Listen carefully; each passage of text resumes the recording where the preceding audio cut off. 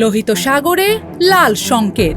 এবার কি বাব আল মানদেবেও যুদ্ধের আগুন জ্বলবে? হরমুজের পর পরবর্তী টার্গেট কি আরেক তেল রুট? একটি হামলা, একটি নির্দেশ, আর তাতেই কি থমকে যাবে বিশ্ব বাণিজ্য? বিশ্বের জ্বালানি সরবরাহের শিরায় এখন আতঙ্ক। মধ্যপ্রাচ্যের উত্তেজনা ছড়িয়ে পড়ছে সমুদ্রপথেও। এবার যদি বাব আল মানদেব বন্ধ হয়, তাহলে শুধু একটি জলপথ নয়, চাপে পড়বে পুরো বৈশ্বিক অর্থনীতি। মধ্যপ্রাচ্যের সংঘাতে নতুন মোড়। তথ্য অনুযায়ী তেহরান ও ইয়েমেনের ইরানপন্থী সামরিক সংগঠনের মধ্যে বাব আল মানদেব প্রণালী নিয়ে সমন্বয়ের আলোচনা হয়েছে। শর্ত একটাই, ইরানের গুরুত্বপূর্ণ বিদ্যুৎ অবকাঠামোতে হামলা হলে পাল্টা জবাবে লোহিত সাগরের এই গুরুত্বপূর্ণ পথ বন্ধ করে দেওয়া হবে। বাব আল মানদেব হয়তো নামটি অনেকের কাছেই অপরিচিত, কিন্তু বিশ্ব অর্থনীতির জন্য এটি অত্যন্ত গুরুত্বপূর্ণ দরজা। এই সংকীর্ণ জলপথ দিয়েই প্রতিদিন চলাচল করে বিপুল জ্বালানি ও বাণিজ্যিক পণ্যবাহী জাহাজ। এশিয়া, ইউরোপ ও মধ্যপ্রাচ্যের মধ্যে সংযোগ তৈরি করে এই রুট। বাব আল মানদেব অচল হলে জাহাজগুলোকে ঘুরে যেতে হবে আফ্রিকার দীর্ঘ পথ দিয়ে।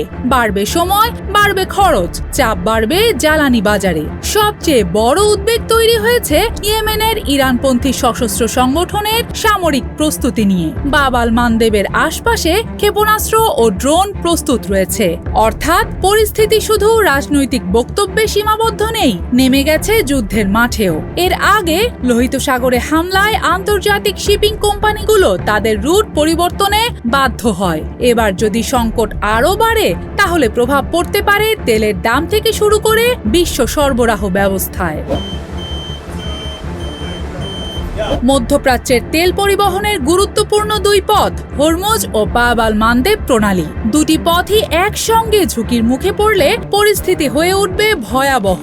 সৌদি আরব সহ আঞ্চলিক দেশগুলো এ পরিস্থিতির দিকে নজর রাখছে, কারণ লোহিত সাগরের নিরাপত্তা শুধু একটি দেশের বিষয় নয়, এটি জড়িয়ে আছে কোটি কোটি মানুষের জ্বালানি, পণ্য পরিবহন এবং বিশ্ব অর্থনীতির সঙ্গে। একটি ভুল সিদ্ধান্ত, একটি ক্ষেপণাস্ত্র, একটি পাল্টা হামলা, আর তার ঢেউ ছড়িয়ে পড়তে পারে হাজার হাজার কিলোমিটার দূরে। এখন প্রশ্ন একটাই, বাব আল মানদেব কি শুধু একটি হুমকির নাম, নাকি সত্যিই শুরু হতে যাচ্ছে নতুন এক সমুদ্র সংকট? ইরানের ওপর আঘাত এলে কি যুদ্ধের নতুন দরজা খুলবে? ইয়েমেনের ইরানপন্থী সামরিক সংগঠন কি সত্যিই আটকে দেবে বিশ্বের গুরুত্বপূর্ণ বাণিজ্য পথ? এবার লড়াই শুধু মাটিতে নয়, সমুদ্র পথেও। আর সেই পথ বন্ধ হলে তার প্রভাব পড়বে পুরো বিশ্বের ঘরে ঘরে।